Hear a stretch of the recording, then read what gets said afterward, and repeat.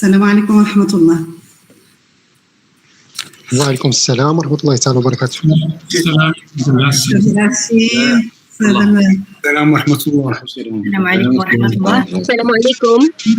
مرحبا مدام بربيش. السلام عليكم. مدام حمي. ce que j'ai sur l'écran. مرحبا نهار كبير. أستاذ كريم. أهلا وسهلا. C'est vraiment un honneur de vous avoir parmi nous tous par visioconférence. Monsieur Ben Barak, مرحبا سيدي. مرحبا. الله يبارك فيك لاله. Heureusement qu'il y a le Covid, heureusement qu'il y a de la technique à dire, parce que comme ça on est nombreux sur l'écran. Voilà. Exactement. On va pas se limiter. Alors, si je pense que tout le monde est là, Monsieur Bahim, marhaban Sidi.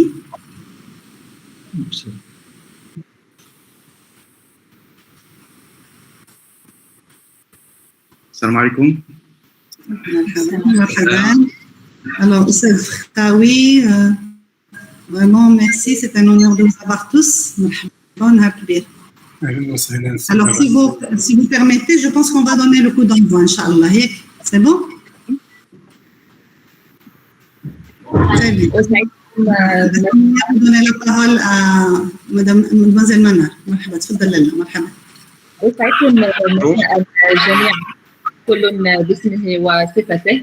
نجتمع وإياكم اليوم والمناسبة شرف بمناسبة إطلاق النسخة الثانية من مباراة الأفكار المتعددة الاختصاصات الخاصة بمشروع المدينة الجامعية الذكية لسنة 2021، والذي اختار لها منظموها هذه السنة شعار الحرم الافتراضي تحديات وآفاق.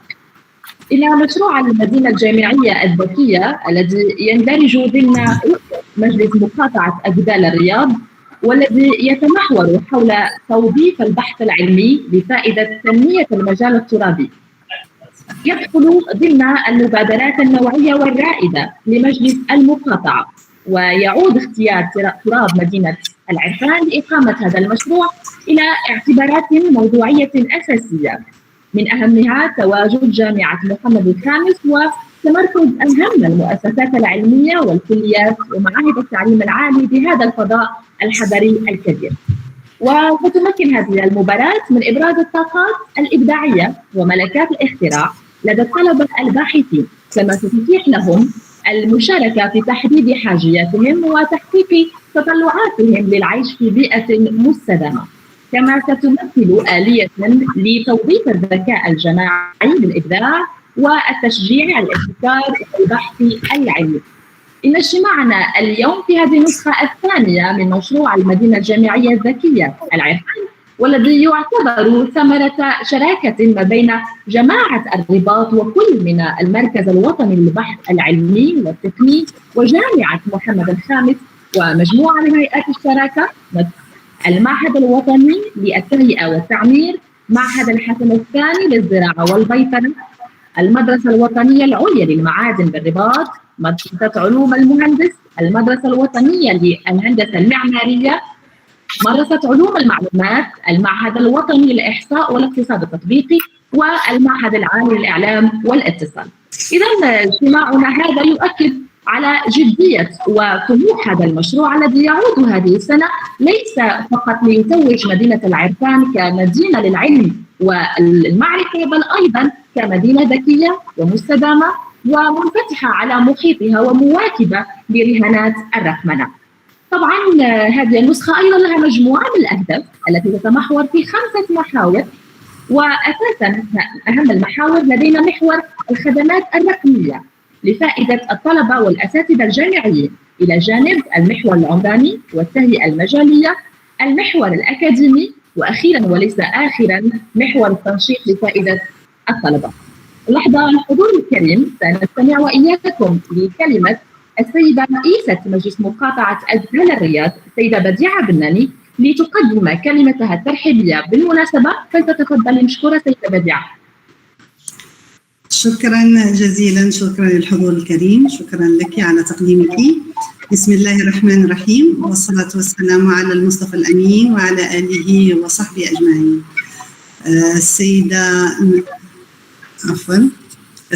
نوال بربيش ممثلة وزارة التربية الوطنية والتكوين المهني والبحث العلمي، السيد محمد صديقي عمدة مدينة الرباط، السيد محمد غاشي رئيس جامعة محمد الخامس، السيد عزيز الطاهري ممثل المركز الوطني للبحث العلمي والتقني، السيد شكيب عاشور مدير استراتيجية تسويق الأعمال بشركة هواوي المغرب، السيد محمد رقراقي الكاتب العام للمعهد العالي للإعلام والاتصال، السيدات والسادة رؤساء ومدراء الهيئات الشريكة في مشروع المدينة الجامعية الذكية العرفان، السيدات والسادة ممثلي الهيئات الداعمة للمبادرة المباراة المتعددة الاختصاصات في نسختها الثانية هذه السنة 2021، السيدات والسادة أعضاء مكتب مجلس مقاطعة أجدال الرياض، أبنائي وبناتي الطلبة، حضورنا الكريم، السلام عليكم ورحمة الله تعالى وبركاته.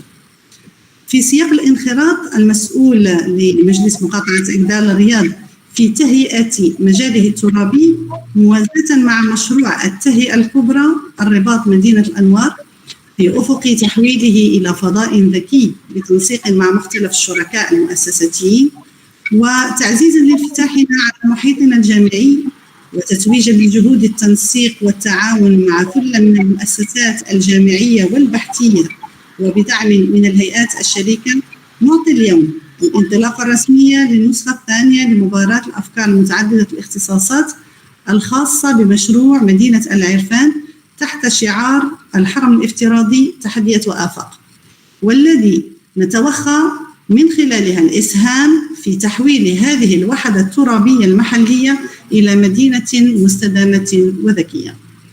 لقد عملنا ونعمل على ترسيخ العمل التشاركي والشراكة البناءة لتطوير فضاء عيشنا المشترك والارتقاء به، وهذا الملتقى خطوة إضافية لنستثمر في ذكائنا الجماعي ونستفيد من خبرات ومعارف شركائنا لنرسم معا معالم مجال ذكي ومستدام يكون في مستوى تطلعات وآمال ساكنة المقاطعة.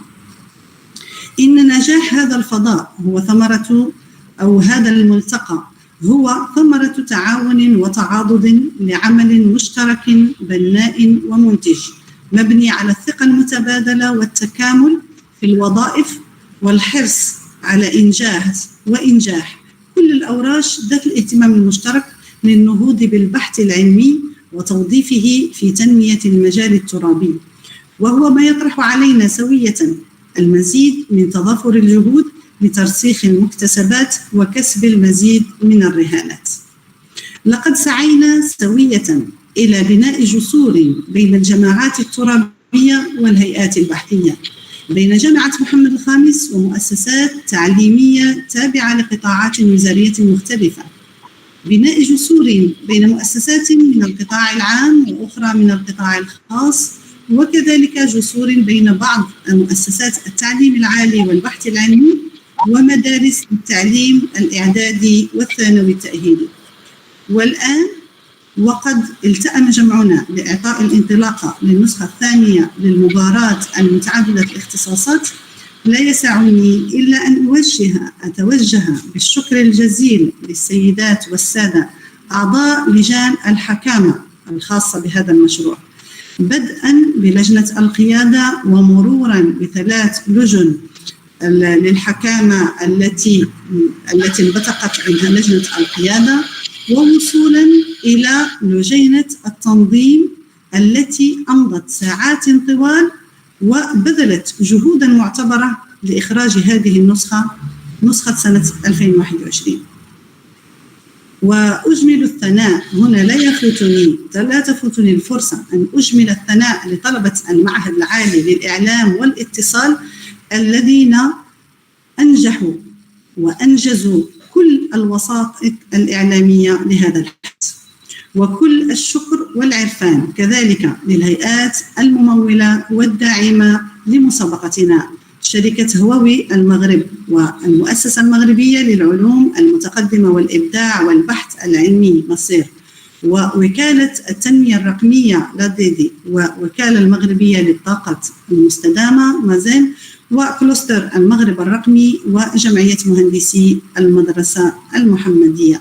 لكم منا كل الشكر والتقدير في مقاطعة أجدال الرياض على هذا الجهد المعتبر وهذا الجهد المشترك الذي بذلناه جميعا لنصل إلى هذه المحطة. والسلام عليكم ورحمة الله تعالى وبركاته.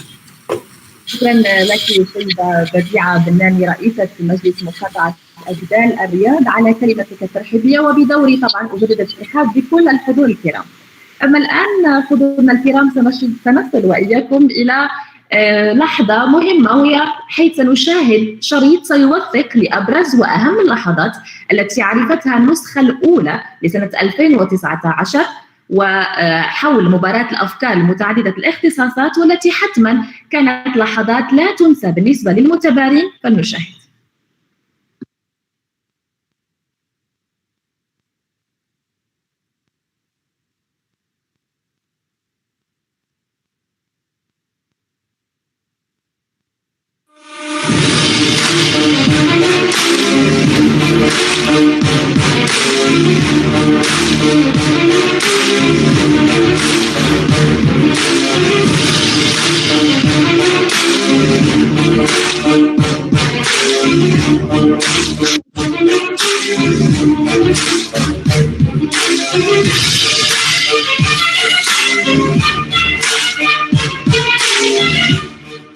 Nous avons appris à travers ce hackathon, c'est de travailler dans une équipe pluridisciplinaire. Nous avons appris à connaître des gens, mais aussi à rencontrer un corps professoral qu'on ne connaissait pas.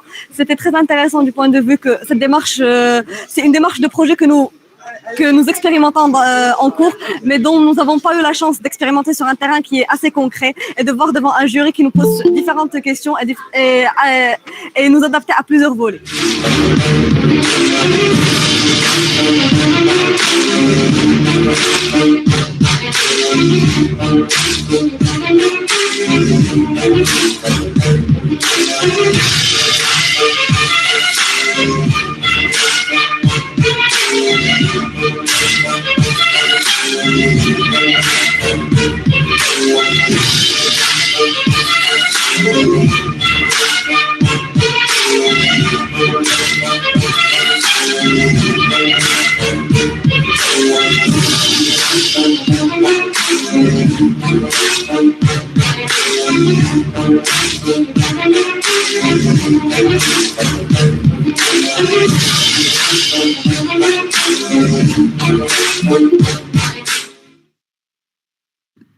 إذا الحضور الكريم، كما شاهدنا جميعا شريط يوثق للحظات مليئة بالأحاسيس، بالرغبة في التألق والنجاح، وأهم شيء يوضح ويعكس مدى المجهود الذي تبذله الجهة المنظمة، وكذا رغبة الشباب وحماسهم وتطلعهم للحصول على مدينة جامعية ذكية مكتملة المرافق.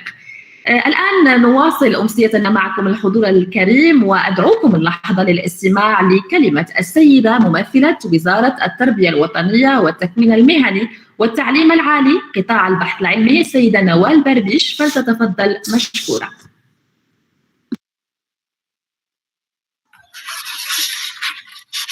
أيها السيدات والسادة، السلام عليكم ورحمة الله تعالى وبركاته. بداية يسعدني ويشرفني باسم قطاع التعليم العالي والبحث العلمي لوزارة التربية الوطنية والتكوين المهني والتعليم العالي والبحث العلمي أن أحضر معكم بمناسبة النسخة الثانية لمباراة الأفكار المتعددة الاختصاصات الخاصة بمشروع المدينة الجامعية الذكية العرفان، المنعقدة تحت شعار الحرم الافتراضي التحديات والآفاق. وإذ أهنئ المنظمين والراعين على هذه المبادرة، أغتنم هذه المناسبة لأثمن فكرتي المشروع، وخاصة التي تتعلق بتصميم منصة رقمية مشتركة لحرم جامعي افتراضي ذكي لمؤسسات التعليم العالي المغربية وشركائها الأكاديميين. هذا المشروع الذي سيوفر مجموعة من الخدمات لفائدة الطلبة والأساتذة الجامعيين، ذلك لأن هذا العمل سيكون له تأثيراً إيجابياً في مجال التكوين والبحث العلمي وكذا الحوار الأكاديمي. وأغتنم الفرصة لأخبركم أن الوزارة التي أمثلها تعمل الآن بمعية الوكالة الوطنية لتقنين المواصلات لا ينخطئ وبدعمها على إنجاز مشروع وطني هام تحت اسم كامبوس كونكتي. يندرج هذا المشروع في نفس الميدان، حيث أنه يهدف إلى تغطية جميع الجامعات والمدارس العليا التابعة لها وكذا الأحياء الجامعية لتعميم شبكة الواي فاي والاتصال بالصبيب العالي لتغطية الطالب الجامعي أينما كان في جميع أنحاء التراب الوطني والسماح له بالوصول إلى موارد الجامعة. مع هذا النهج الجديد يصبح الطالب هو الجزء الأساسي من الاتصال وليس فقط مساحة الجامعة. ومما يبعث على الارتياح أن هذا المشروع والمبادرة التي تجمعنا اليوم يندرجان في نفس السياق من حيث خلق ثقافة مشتركة في ميدان الذكاء الجماعي والابتكار التعاوني وتفعيل التغيير. وفي الأخير فإني أشكركم على هذه الدعوة الكريمة وأتمنى لهذه المبادرة التوفيق والنجاح والاستمرار، والسلام عليكم ورحمة الله تعالى وبركاته. شكرا لك السيدة نوال بربيش ممثلة وزارة التربية الوطنية والتكوين المهني والتعليم العالي والبحث العلمي على كلمتك. والآن الحضور الكريم شكرا لك. الآن نصل لكلمة السيد رئيس مجلس جماعة الرباط محمد صديقي، فلتتفضل مشكورا.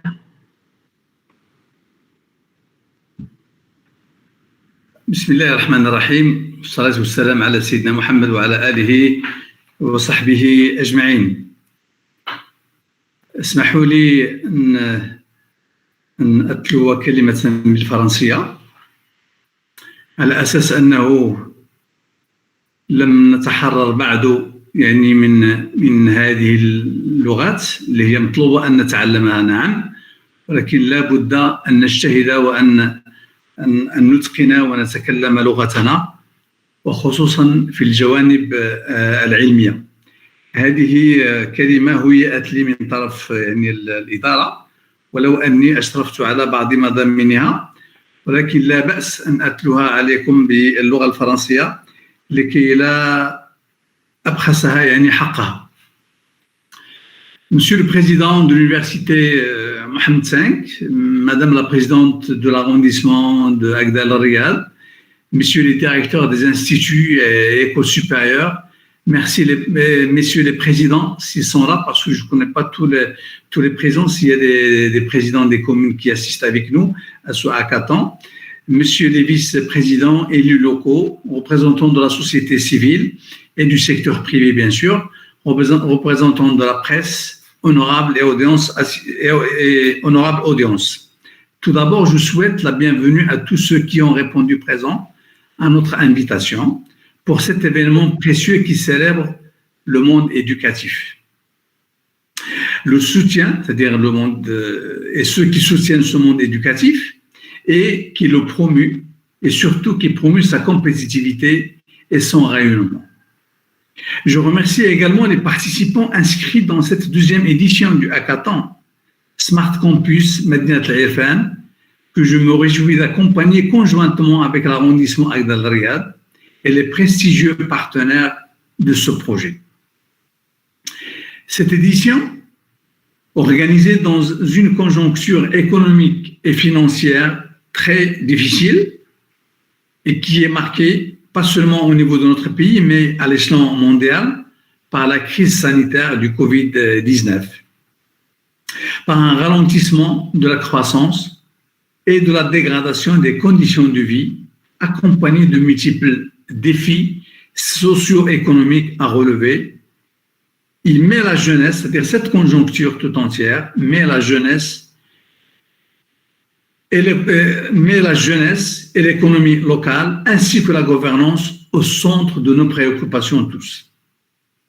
La réflexion sur les opportunités d'insertion des jeunes, de création d'emplois et de relance des activités économiques sont sans doute au menu de tous les programmes de développement à l'échelle mondiale. Rabat ne doit pas faire l'exception. il ressort que notre pays est caractérisé par une population extrêmement jeune, ce qui exige beaucoup de ressources pour faire face aux questions d'éducation, de santé et surtout d'insertion professionnelle. Ce qui nous incite à développer de nouvelles stratégies et d'installer de nouveaux mécanismes susceptibles d'ouvrir des horizons prometteurs en faveur de toute la communauté éducative. La plateforme collaborative de ce Smart Campus virtuel permettra certes de mettre en réseau les acteurs de l'enseignement et leurs partenaires académiques, de promouvoir des multiples projets constructifs, de préparer les jeunes à l'innovation et à la créativité, et surtout de les inciter à l'esprit de l'entrepreneuriat et de la productivité collective. Les hackathons, à leur tour, constituent un moyen performant pour booster la créativité des lauréats des écoles d'ingénieurs et des universités, ce qui favorise l'émergence de nouveaux modes d'action qui convergent vers la compétitivité et placent le citoyen au cœur des stratégies locales tout en présentant des solutions innovantes aux défis mondiaux. Le citoyen, qui constitue le socle d'une société dynamique, représente à la fois le vecteur et l'indicateur d'un territoire productif et en plein mouvement. C'est sur celui que reposent toutes les questions inhérentes aux différents projets que la politique mène, les sujets liés à l'emploi, à l'intégration sociale, au développement durable, de vivre ensemble, la culture, etc. Honorable invité, chère assistance, nous savons tous que sous les hautes orientations royales de Sa Majesté le roi Mohammed VI, que Dieu l'assiste, le royaume a engagé ces dernières années des chantiers de réforme appuyés par des stratégies sectorielles, renforcer sa compétitivité, diversifier ses ressources de croissance et accélérer le développement territorial à toutes les échelles. Ce développement qui ne peut se faire que par la valorisation de la science, de la recherche et le savoir. Le discours royal de 2009 a clairement incité les responsables à promouvoir la recherche et l'innovation, à préserver le capital humain et d'assurer la mise à niveau des ressources humaines en se dirigeant vers une réforme judicieuse du système d'éducation et de formation. De plus, le chantier décennal de la régionalisation avancée a permis de changer le visage du Maroc en termes de proximité des citoyens. Ce processus a permis de mettre en avant le rôle de la région et par voie de conséquence de la collectivité dans les réalisations d'un développement local et régional endogène, durable et inclusif. Notre projet Smart Campus à la F1 s'inscrit pleinement dans les perspectives tracées par notre souverain en matière d'intégration des jeunes dans un nouveau modèle de développement social. Elle représente un maillon fort et le ciment réunissant les visions partagées des acteurs clés du territoire concerné par l'éducation. Notre événement ainsi s'inscrit également dans l'agenda 2030 des Nations Unies et de l'agenda 2063 de l'Union africaine et s'aligne parfaitement avec notre plan d'action communal et aussi du plan de développement régional, donnant ainsi un élan et une cohérence à nos actions et à nos politiques publiques. Il nous permettra de dresser un bilan, de fixer des perspectives, de formuler des résolutions pratiques et de nous projeter sur une planification innovante axée sur l'intelligence territoriale et sur l'intelligence territoriale, le partenariat et la coopération multidimensionnelle. Je suis donc fier et honoré de partager ces moments précieux d'échange et de réflexion commune et vous souhaite des travaux fructueux pour la suite du programme, tout en vous réitérant nos chaleureux remerciements pour cet engagement communautaire. Merci pour votre attention. شكرا لك سيد محمد الصديقي رئيس مجلس جماعة الرباط على هذه الكلمة. نصل الآن لكلمة السيد رئيس جامعة محمد الخامس بالرباط السيد محمد غاشي، فتتفضل مشكورا. شكرا لكم. السيد العمدة رئيس مجلس جماعة الرباط، السيدة رئيسة مجلس مقاطعة أكدال الرياض، السيدة مديرة نظم المعلوميات بوزارة التربية الوطنية، التكوين المهني والتعليم العالي والبحث العلمي، قطاع التعليم العالي والبحث العلمي، السيدات والسادة ممثلو جامعة محمد الخامس، السيد مدير كلية علوم التربية، السيد مدير المعهد العلمي، السيدة المديرة المساعدة للانصام، الإخوان والأخوات مديري مؤسسات التعليم العالي، الشركة، شركائنا الأعزاء، أبناء الطلبة، أيها المتتبعين الكرام. أولا اسمحوا لي في البداية أن أعبر لكم عن سعادتي الشخصية بتواجدي معكم في هذا اللقاء، وأود في البداية أن أهنئ بحرارة مجلس مقاطعة أكدال الرياض في شخص رئيسته الدكتورة بديعة بناني وجميع الشركاء بما في ذلك الاجتماعيين والاقتصاديين والأكاديميين، وكذا المسؤولين السياسيين وممثلي المجتمع المدني لاختيارهم عنوان ذي راهنية كبرى فيما يخص هذه الدورة المشمولة في الحقيقة التحديات والآفاق. أهنئ الجميع على مباراة الأفكار هذه حول الابتكار والتثمين وكيفية استخدام الرقمنة والأنظمة الذكية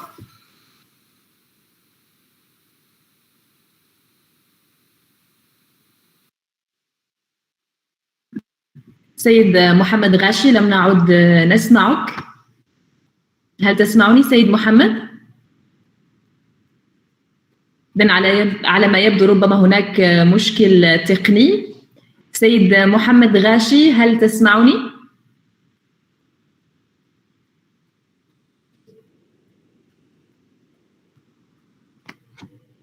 سيد محمد، المرجو التأكيد في حال كنت تستمع إلينا الآن. ائتلاف المنظم لهذا الحدث المرموق بجانب مؤسسات أخرى للتعليم العالي وشركائها من فاعلين اجتماعيين واقتصاديين. أيها السيدات والسادة، النسخة الثانية لهذا الهاكاثون تؤكد وترسخ المكانة الهامة لهذا المشروع المتوافق مع النهج الابتكاري الذي يتقدم به شركاء هذه التظاهرة لصالح الطالب كمتعلم أولا، كمواطن مهتم ببيئته، وعلى الخصوص كعامل على المضي بها إلى الأفضل.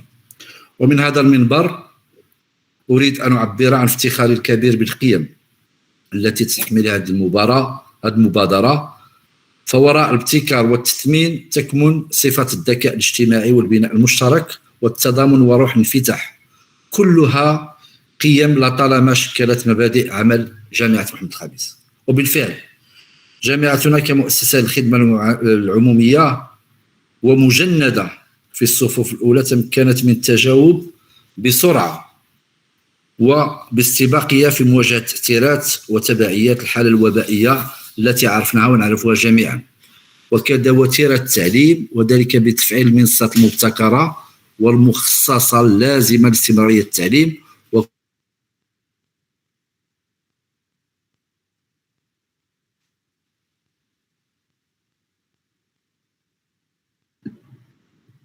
إذن يبدو أن هناك مشكلة ربما. سيد محمد غاشي، هل تسمعنا؟ نحن لا نسمعك. سيد محمد.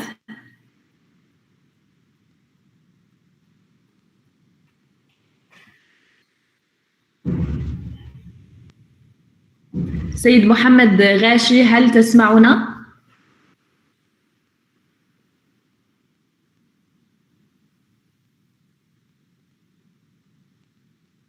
تنفس وفقا للمعايير الدولية وتقنية جديدة للتشخيص المبكر، بالإضافة إلى إنتاج محاليل كحولية للتعقيم إلى غير ذلك. كما تم العمل على دراسات متعددة ومختلفة، منها من اهتمت بالتحليل الجينومي لمتغيرات الفيروس، ومنها من هم تقييم التداعيات الصحية للقاحات إلى غير ذلك. سيدات والسادة، إن استراتيجية الجامعة وكذا أعمالها يتمحوران حول الرغبة في التشغيل واستغلال كل القدرات والمعارف. الرغبة نفسها التي تجعل منها جامعة ريادية ومقاولة تتجاوز دورها التقليدي في التعليم والبحث من أجل إدماج الابتكار وتثمين المعرفة وريادة الأعمال. وفي هذا الصدد قمنا بتوظيف 3 مسارات للتنمية والتطوير، أهمها جعل الابتكار وتعزيز المعرفة والرقمنة في صميم أنشطة التعليم والبحث، وذلك بهدف إعداد طلاب السلك العادي وطلاب الدكتوراه على أحسن وجه من أجل دورهم مقاولي مستقبل قادرين على تثمين منتوجاتهم. ثانيا، تعزيز الدور القيادي لقطب الابتكار بالجامعة في جعلها رائدة في التثمين وفضاء لنقل التكنولوجيا نحو الصناعة من خلال تطوير وتسريع التسلسل، ابتكار، تثمين، ريادة الأعمال. وثالثا، تمركز جامعتنا كقطب مولد للمعرفة والمهارات التي تستجيب لمتطلبات السوق عن طريق عقود البحث والتطوير والابتكار، وعن طريق فرص التسويق المتاحة لفائدة الشركات الناشئة والشركات المبتكرة التي تعتبر منتوجا علميا محضا. إن إنشاء ودعم المبادرات الموجهة والهادفة على سبيل مباريات الأفكار ومعسكرات التدريب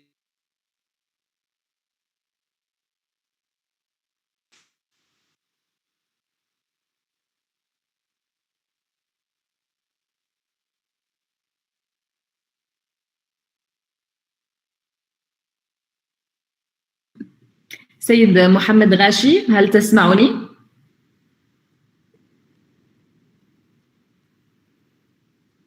سيد محمد، نحن لا نسمعك.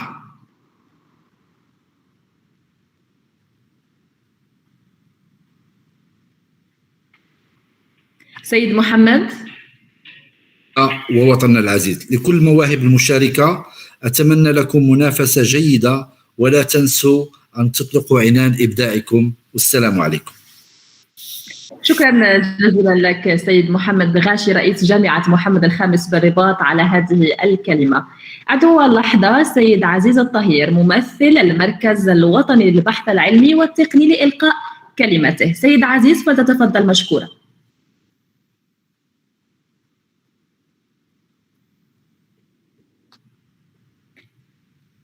سيد عزيز، هل تسمعني؟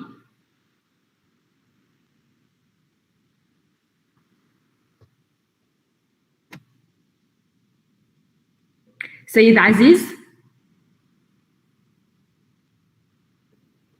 لازلنا نحاول التأكد عما إذا كان السيد عزيز الطهير يسمعنا حتى يتمكن من إلقاء كلمته معنا اليوم.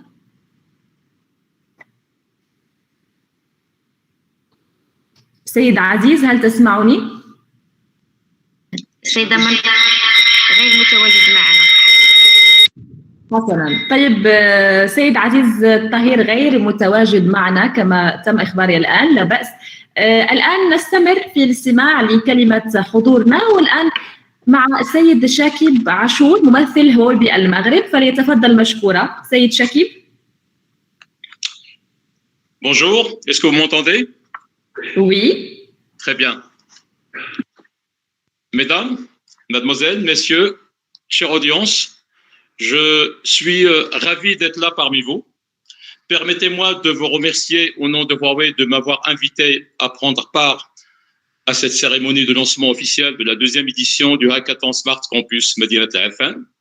Alors, comme vous le savez, Huawei est engagé en faveur de l'éducation numérique et de la formation aux nouvelles technologies de l'information. Huawei Maroc s'est particulièrement distingué en 2020 par une panoplie d'actions visant essentiellement le transfert de compétences technologiques et la promotion, in fine, de l'employabilité des jeunes diplômés dans le royaume.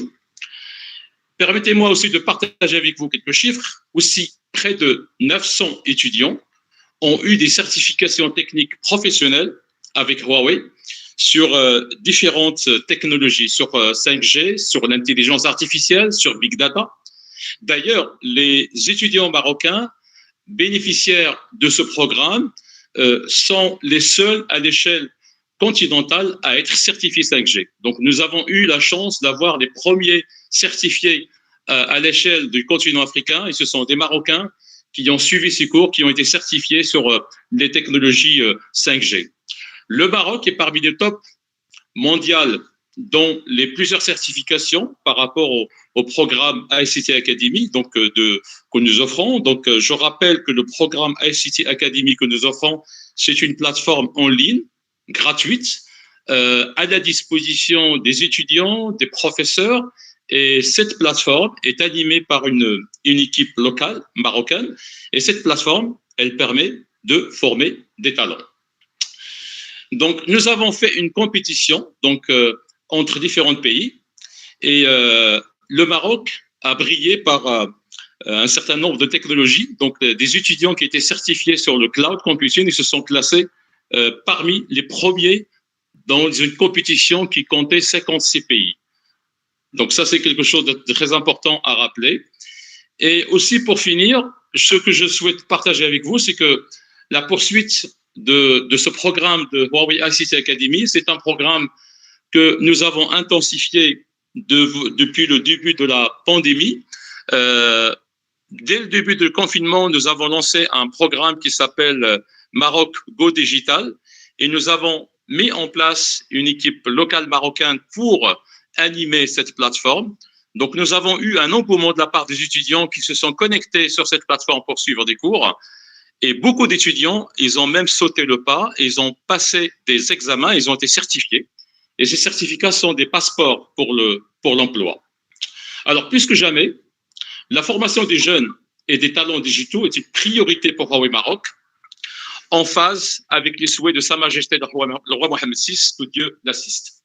Nous œuvrons donc pour un Maroc connecté et intelligent au service de tous les citoyens et pour une relance économique portée vers la croissance. La publication du rapport du nouveau modèle de développement du Maroc 2021-2035 par M. Chakib Ben Moussa place l'économie comme un levier de croissance. Voyez-vous, mesdames, mademoiselles, messieurs, nous sommes au cœur du Maroc de demain. Je vous remercie. شكرا لك سيد شكيب عاشور ممثل هواوي المغرب على كلمتك هذه. واخيرا وليس اخيرا نصل واياكم الحضور الكريم لكلمه الجهه المستضيفه الممثله في شخص السيد عبد اللطيف بن صفيه مدير المعهد العالي للاعلام والاتصال، والذي ينوب عنها الكاتب العام السيد محمد الركراكي. اذا كنت في الاستماع لنا سيد محمد الركراكي فلتتفضل مشكورا لالقاء كلمتك. اهلا وسهلا بكم، مرحبا بكم. بالحضور الكريم السيد العمدة، السيدة رئيسة مقاطعة أكدار الرياض، السيد رئيس جامعة محمد الخامس، الحضور الكريم. المعهد سعيد جدا أنه يشارك أولا في هذا الملتقى، كذلك أن المعهد سعيد جدا بأن طلبته كانوا حاضرون في تهيئ لجانب التواصلي في هذه النسخة الثانية، ونحن نفتخر طالبتنا المتميزة منار التي تقدم هذا اللقاء، أحد النماذج الناجحة في هذا الجانب. كما لا يخفى عليكم أنه في هذه المرحلة كانت هناك تحديات كبرى طرحت علينا منذ بدء الكوفيد 19، وبالتالي كان لابد من أن نطرح أسئلة جيدة جدا وأسئلة نعتبرها أساسية في التحول الرقمي الذي لازم من الواجب أن تواجهه المؤسسات الجامعية. أعتقد أن مؤسسة أو يعني إدارة مقاطعة أكدار في طرح هذا المحور الأساسي في هذه النسخة الثانية هو كان يعني ناجحا بالنسبة لنا، خصوصا أنه يطرح إشكالية التواصل في صلب لإشكالية التحولات العميقة جدا على مستوى التبادل الجامعي والبحث العلمي والأكاديمي، سواء بين الطلبة أو بين الأساتذة كباحثين، كذلك لخلق فضاء رقمي بامتياز. وكما يعلم الجميع بأن نحن نسير أو العالم كله يسير، ويجب على التكوين الجامعي والعلمي أن يأخذ هذا بعين الاعتبار.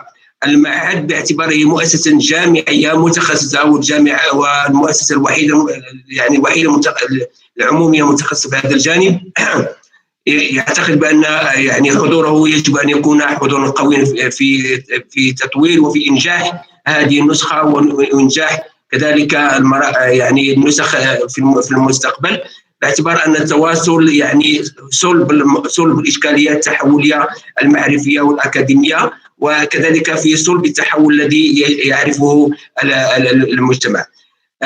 بالتالي نعتقد بأن حضور هذا التواصل في صلب الاستراتيجيات المعتمدة سواء على المستوى الجامعي أو على مستوى المجتمع ككل لابد أن يتعزز من أجل تطوير المجتمع ومن أجل مواجهة التحديات التي تواجهنا جميعا. مرة أخرى لا يسعني إلا أن أشكر يعني حضور الكريم، وكذلك دعوة المعهد والثقة التي وضعت فيه يعني مقاطعة أمثال الرياض من أجل أن يكون مواكبا لتحييل هذه النسخة، ومن أجل أن يكون طلبتنا جزء من هذه النسخة ومن التهيئ لها وتهيئ ظروف نجاحها في الجانب التواصلي، متمنين أن يستمر تعاوننا العلمي والأكاديمي والبحثي في هذا الجانب. شكرا للحضور الكريم، ويبقى المعهد منفتح على كل المبادرات التي من شأنها أن تطور الجانب التواصلي والجانب الإعلامي، وتطور الشراكة التي يجب أن تكون بين مختلف المؤسسات الجامعية والمؤسسات المتداخلة في هذا الجانب. شكرا لكم جميعا. شكرا لك سيد محمد الرقراقي الكاتب العام للمعهد العالي للإعلام والاتصال. إذا الحضور الكرام، بعد الاستماع لكلمتكم ولكلمة الجهة المستضيفة، نصل الآن للحظة فارقة في مشروع المدينة الجامعية الذكية بمناسبة إطلاق النسخة الثانية لسنة 2021 لمبادرة الأفكار متعددة الاختصاصات، فلنشاهد سويا.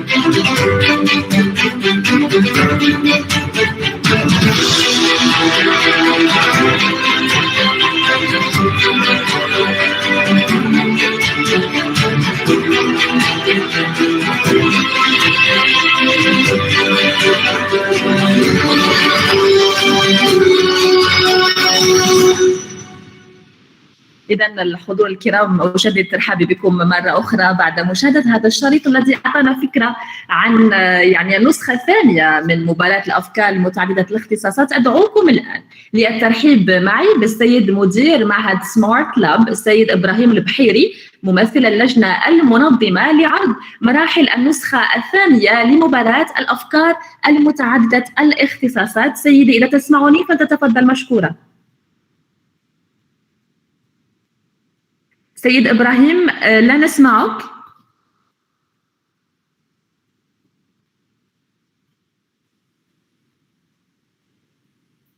سيد إبراهيم هل تسمعني؟ السلام عليكم ورحمة الله تعالى وبركاته. مرحبا، الآن نستمع، تفضل.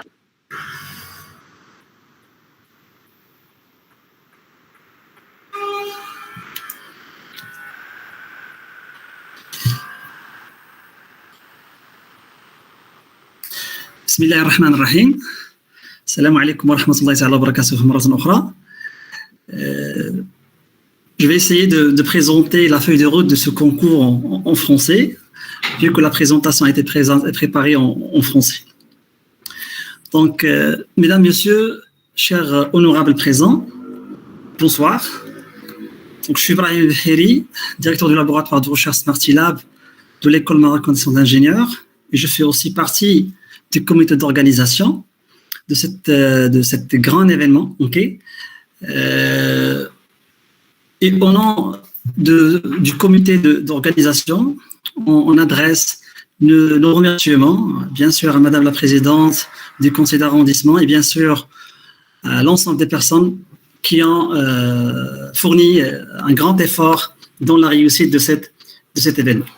Donc, comme je viens de dire, suite à la demande de mes collègues, donc j'étais invité de présenter la feuille de route de cet événement, dont bien sûr l'ensemble des étudiants attendent qu'est-ce qu'ils vont faire durant ce mois de hackathon. Donc, lorsque je parle d'un hackathon, c'est plutôt un travail hard work, c'est un travail vraiment, je dirais, fort, où l'ensemble des étudiants sont bien invités de fournir des grands efforts pour transformer ce campus en un campus digital connecté.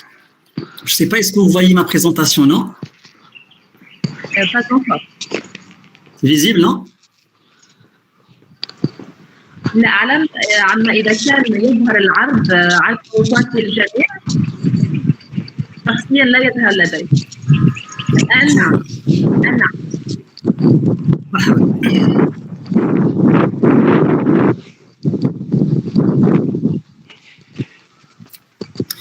Bismillah, la feuille de route de cette deuxième édition du Hackathon Smart Campus Irfan, dont l'intitulé essentiel ou bien principal, c'est bien sûr le campus numérique, ou bien le campus connecté, le campus de demain. Donc, le sommaire de cette petite présentation se comporte un ensemble de points que je vais présenter rapidement. Donc, bien sûr, je vais mettre l'honorable présent et l'ensemble des personnes qui assistent à cet événement d'ouverture sur le contexte et les challenges de ce projet. Bien sûr, deuxième point, on va parler des commissions de gouvernance, le calendrier de projet. Je vais bien sûr parler des workshops identifiés par le comité d'organisation pour la préparation des étudiants et l'ensemble des personnes participant à ce concours. Ce qui est demandé, bien sûr, des étudiants vers la fin de cette compétition. Et bien sûr, on va parler des jurys qui va bien sûr évaluer ces projets. Et vers la fin, donc, on va citer bien sûr l'ensemble des partenaires organisateurs et les partenaires sponsors.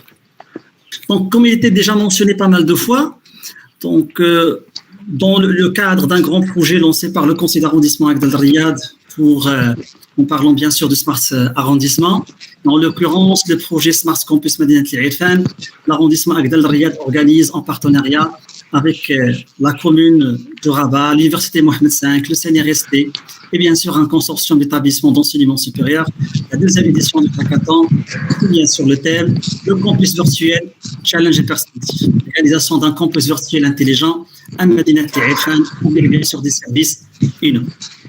Et aussi dans une perspective d'accompagner les gestionnaires de l'affaire territoriale locale pour la réhabilitation du quartier Madinat Irfan par l'intégration de la dimension du développement durable et le déploiement de la recherche scientifique au profit du développement territorial.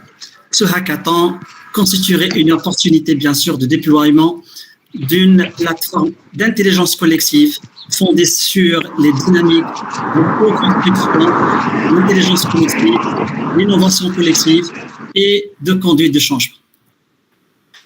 Ce challenge, bien sûr, vise un ensemble d'axes, dont les participants seront constitués, bien sûr, en équipe pour travailler sur ces axes, comme cité sur ce slide. Premier axe, c'est l'axe urbanistique. Deuxième axe, c'est un axe en relation avec tout ce qui est travaux académiques, axe services digitaux. Et bien sûr, le dernier axe, c'est axe événementiel et ludique. Et pour l'ensemble des étudiants participants, donc si vous voulez plus de détails, bien sûr, on a préparé un cahier de charge qui décrit l'ensemble des éléments demandés par l'ensemble des étudiants participants à ce concours.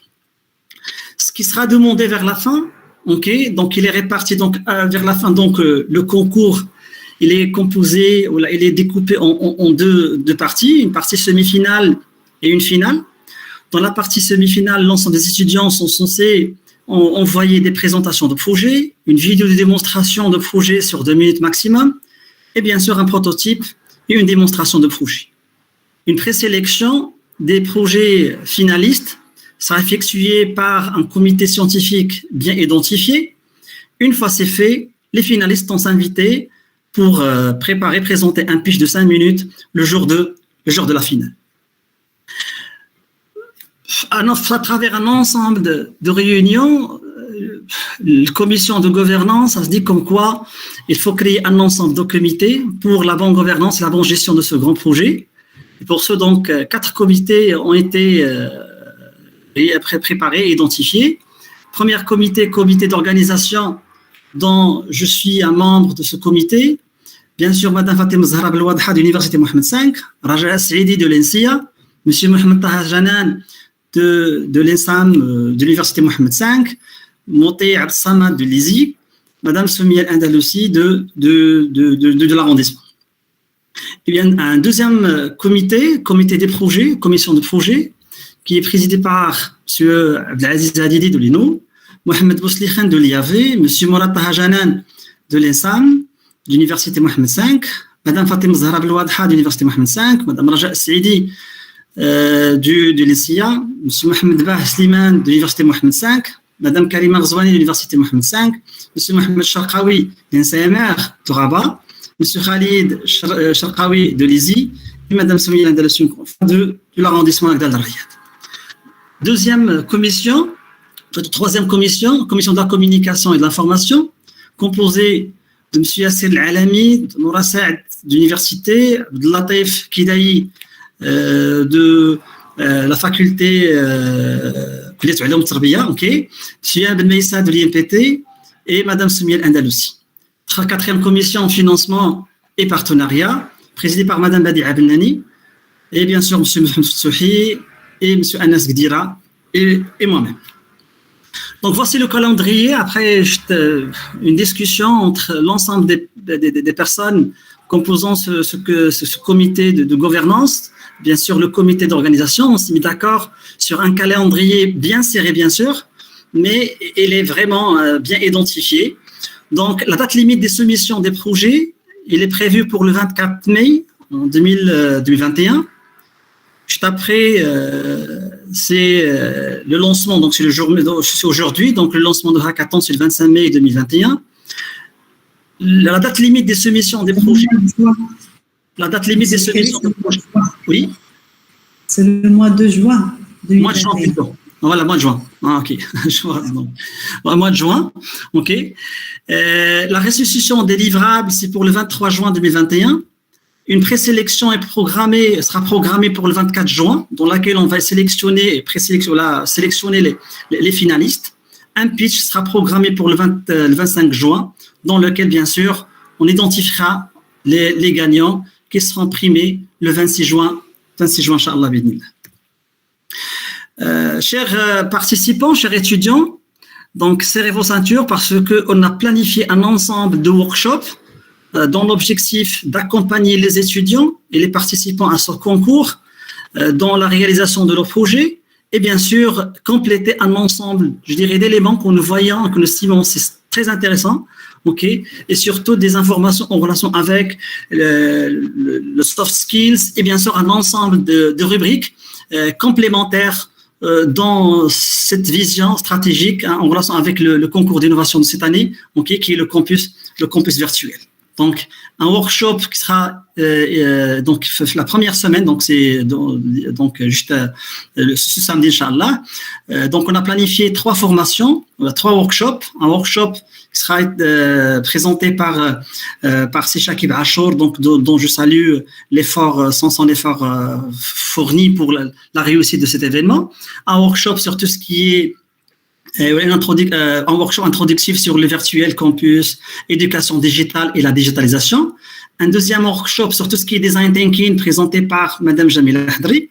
Un troisième workshop sur des plateformes collaboratives, pour faciliter l'échange et les discussions entre les étudiants, vu que nous sommes dans une situation, je dirais, de Covid et de confinement. Et donc là, on va essayer de présenter quelques outils digitaux qui faciliteront l'échange entre les étudiants, donc qui sera présenté par moi-même. Le samedi d'après, 3 workshops aussi sont planifiés. Un workshop sur la cybersécurité. C'est un élément aussi phare et très intéressant dans la réussite des projets informatiques. Ça présenté par les gens de Mazen. Un deuxième workshop sur la réalité virtuelle. Et d'ailleurs, on est fait le virtuel, automatiquement, il faut prévoir une formation et un workshop sur ça, qui sera présenté aussi par les gens de l'IAV. Et un troisième workshop qui sera présenté par les gens de l'ADD, sur tout ce qui est écosystème start-up et comment passer de l'idéation vers des projets et des start-up consistants. La troisième semaine, encore deux workshops. Un autre workshop présenté par les gens de MCN, donc Maroc Numérique Cluster. Aussi, encore une fois, sur l'esprit entrepreneurial et comment préparer nos futurs étudiants, nos futurs, je dirais, ingénieurs, nos futurs lauréats, sur cet aspect d'entrepreneuriat qui est vraiment un élément phare, pas pour l'instant même, mais plutôt pour l'avenir de notre pays. Un deuxième workshop sera présenté par les gens de Masser. Donc, ils vont identifier une composante très intéressante dans le l'IRFAN, Smart l'IRFAN, c'est la composante santé et cette dualité, cette relation entre la santé et la technologie. Donc, comme ça, on a cité l'ensemble des workshops programmés durant 3 samedis successifs. Voici nos partenaires des workshops, Huawei, Masser, ADD, Mazen, Maroc Numérique Cluster, et bien sûr, des High Growth Morocco, dont le workshop présenté sera autour de tout ce qui est design thinking.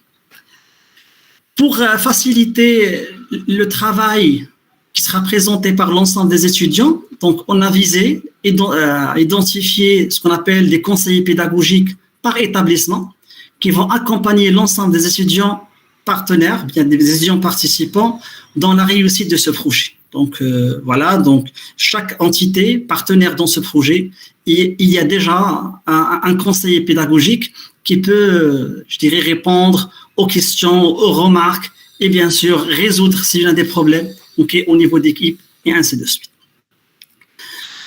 Le membre du jury, la finale, donc automatiquement, donc on dit comme quoi il faut avoir un jury qui doit être consistant, composé des industriels, des gens du secteur industriel bien sûr, des académistes et bien sûr des personnes du monde de la recherche scientifique pour avoir cette complémentarité en termes de réussite de projet, composante industrielle et bien sûr composante recherche si c'est possible. Le comité scientifique aussi qui va suivre la réalisation et l'aboutissement de l'ensemble des projets des étudiants, vers la première phase qui est la phase de la présélection. Il regroupe un ensemble de professeurs de presque l'ensemble d'établissements partenaires dans ce projet. Donc, pour avoir une information globale sur des statistiques par rapport aux inscriptions, donc on a reçu 219 inscriptions, dans cette pluridisciplinarité qui est un élément phare dans ce concours. Donc, des participations dont les profils sont complètement diversifiés, de l'agronomie, de l'architecture, de la communication, de l'économie, de l'électronique, de l'informatique, de la mécanique, de la médecine. Voilà, et vous voyez cette complémentarité qu'on cherche dans nos campus de demain. C'est un élément très intéressant et d'ailleurs c'est vraiment l'élément phare et l'objectif principal de ce concours, c'est de concevoir des équipes pluridisciplinaires qui vont travailler sur des solutions visant le développement de territoires une classification par établissement partenaire, la participante, donc on a reçu bien sûr des inscriptions auprès d'un ensemble d'établissements partenaires, de SUNRST, de l'IMI, de l'IMSI, de l'ENA, de l'ENES, de l'ENSAM Rabat, de l'INSIAS, de l'ESI et bien sûr de l'ENSMR. Donc, vu qu'il y a des petites parties là qui ne sont pas visibles, mais réellement on a reçu des participations auprès de l'ensemble des établissements partenaires dans ce grand hackathon. Une répartition aussi encore par année d'inscription, Ok, aussi donc vous voyez les étudiants de la première année comme les étudiants de la cinquième année sont bien intéressés par le concours. Et vous voyez, c'est comme si nous sommes devant des pourcentages équilibrés. Et ça signifie que l'ensemble des étudiants d'établissement sont bien intéressés par ce concours. Bien sûr, une autre répartition par pays, parce que si on est bien ouvert sur la participation de nos partenaires et de nos étudiants aussi africains. Et dans ce sens, donc, on a reçu aussi pas mal d'inscriptions auprès des étudiants de sahariennes, des Nigériens, de la Guinée aussi, je pense de Côte d'Ivoire encore. Donc, on a reçu pas mal de participation auprès de ces étudiants. Voici donc l'ensemble des partenaires académiques, ok. Nos partenaires industriels et sponsors. Et ma présentation touche à sa fin. Et avant de terminer, de clôturer, donc j'aimerais bien remercier encore une fois l'ensemble des personnes qui ont, je dirais, participé dans la réussite de ce grand événement. Et bien sûr, je souhaite un grand succès à ce grand hackathon. Et bien sûr, je souhaite un grand succès pour l'ensemble des étudiants participants à ce grand projet. Et merci. شكرا لك سيد إبراهيم البحيري على هذا العرض الذي سيعرف ويشجع حتما الطلبة لخوض غمار مباراة في نسختها الثانية، المباراة الأفكار المتعددة الاختصاصات الخاصة بمشروع المدينة الجامعية الذكية العرفان. إذا الحضور الكرام، 35 فرقة، 219 طالبا وطالبة هو عدد المشاركين في النسخة الثانية لسنة 2021 من مباراة الأفكار المتعددة الاختصاصات الخاصة بمشروع المدينة الجامعية الذكية العرفان. نتمنى لهم التوفيق، كما نتمنى بالطبع التوفيق للمنظمين لهذه المباراة ولهذا المشروع أن يواكبوا عملهم بكل حماس وشغف. في الختام طبعا الشكر موصول لكل الحضور، لكل الطلبة، شكرا لكم جميعا. كما أكيد نتوجه بالشكر لمختلف الداعمين لهذه المباراة، مباراة الأفكار المتعددة الاختصاصات، من شركاء مؤسساتيون، الوزارات، الجماعات الترابية، شركات الهيئات العلمية والهيئات الداعمة. شكرا لكم جزيل الشكر وإلى اللقاء إن شاء الله.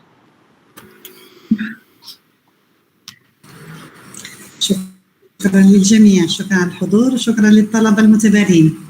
Je vous souhaite bonne chance. شكرا لك، شكرا لكم جميعا. شكرا لكم جميعا. بالتوفيق ان شاء الله للكل. شكرا لحضور شكرا للجميع، تبارك الله عليكم. سيدة الرئيسة والجميع، تبارك الله عليكم.